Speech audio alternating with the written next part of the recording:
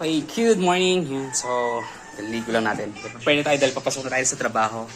Pero bago yan, unpack muna natin tong yung parcel na hinihintay natin. So, sa gagamitin natin pag biyahe natin sa probinsya. So, ilalagay din natin to kay Pablo. Okay. Yan. Ha! Init ka agad. Okay, so ilang araw din natin itong hinintay. So, saan natin. Gabi na kasi ito dumating nung nakaraan or hapon na. Gabi ko na nakita. Kaya ngayon lang natin mabubuksan. Okay? Okay. Saya, maingay, saya. Wait lang.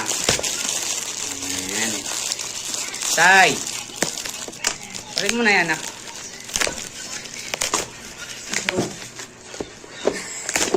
Ayan na.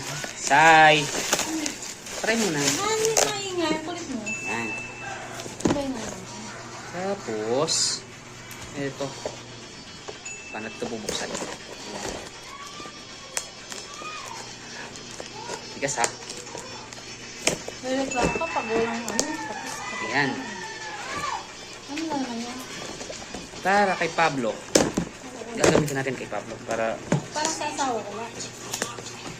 nakarami na yun. Asawa? Mm-hmm. Galing mo. Ay ko. Grabe. Ang laki ng box pero ang liit ng laman. Ito naman ito. Pakahirap naman ito. Kahirapan pa. Kasi kita kumuha ng ito. Yan. Okay. Isa. Ano yan? Dalawa. Ayan na. Ito na.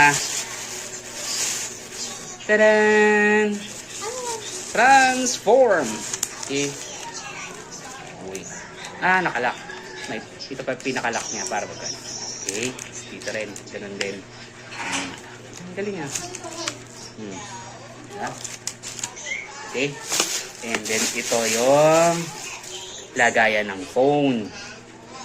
Ayan.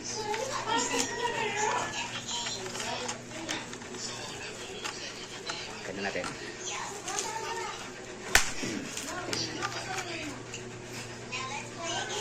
Okay, so ito is suction cup. Dinidikit sa may glass ng sa may windshield, tapos ito ka maglalagay ng phone. Lalagay natin yan doon. Pag ganyan. Paano ba? Ganito? Or pag ganito? Or paano? So, yung pag ganyan. Sa lagay ng cellphone? Tapos pag ganyan, I think. Or paano ba? Paano ba dapat to? Diba? Pag ganito. Yan. Pag nakaano sa salamin. Ganyan. So, yan ang kuha ng salamin. Tapos pwede rin ito. Ayan. Kasi kita na lang dito. So, ganyan. Diba? Para, ay, ito naman. Paano?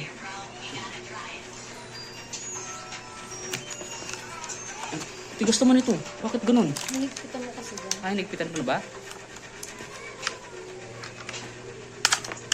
May quick release. Ito pala. Okay. Quick release. Yan. Diba? May pinipindot sa likod. Automatic siyang naglalak. May kuwan. Tapos quick release. Pag pinindot sa libad ng likuran. Yun. Ganun pala. Okay. So, pwede natin ikabit muna kay Pablo. Alright. So, ito na tayo sa loob ni Pablo. Naka-cover kasi kaya medyo madilim. Ayan. Ay, wala palang susi. Pero, try natin ilagay. Ayan, so ito yung windshield. Ayan, so dito natin siya ilalagay kung saan banda dito. Siyempre yung hindi dapat tayo ma-istorbo habang nagdadrive, diba? Para at least, pwede naman dito sa may side. Pwede rin doon, diba? Pero I think mas maganda pag yung basta. Para pwede rin tayo mag-video. Pero side, pwede rin naman. So, siyempre tumiting tayo sa pwede rin dito sa banda dito, sa baba. Yan, dyan. Para at least nandito yung phone nakaganyan, banda dito. Sa bandang harap lang. Okay? So Okay, yan, let's go. Kapitan muna natin to. Okay, so yan, na-install na natin.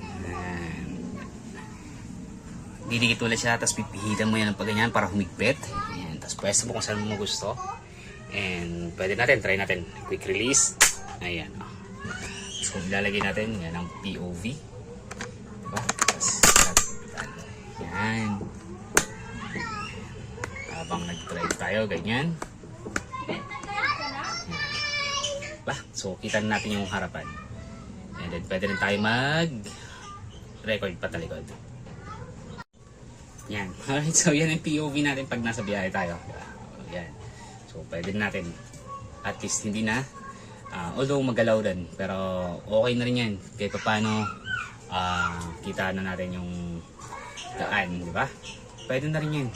So made of plastic lang. Kaya medyo yun lang yung malambot na klase lang to. So yung mga dugtungan yun lang medyo mahirap. Baka mabilis lang masira. Pero okay lang. Mura lang naman. Alright? So yan. So kung gusto nyo bumili ng ganito, lalagay lang natin yung link sa ating comment section. Alright? Let's go!